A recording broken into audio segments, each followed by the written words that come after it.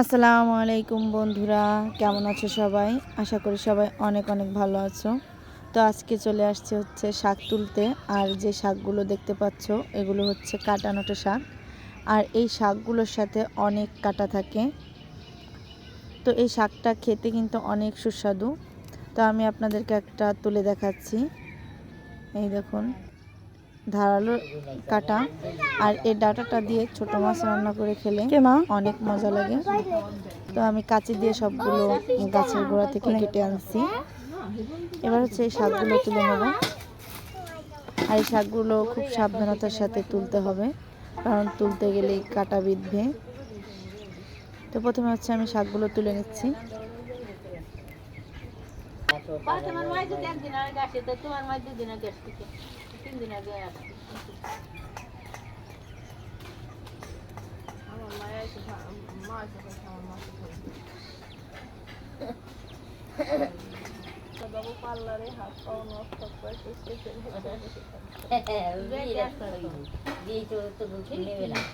আর আমার সাগরের হাসুরি যদি আসতো, সাগরের হাসুরি তেলির তুত্তরে কাম করে উঠে দেওয়া হতো। সাগরের হাসুরি তো আসছি না, ধর্মের জ্বালাছি আমি জানি।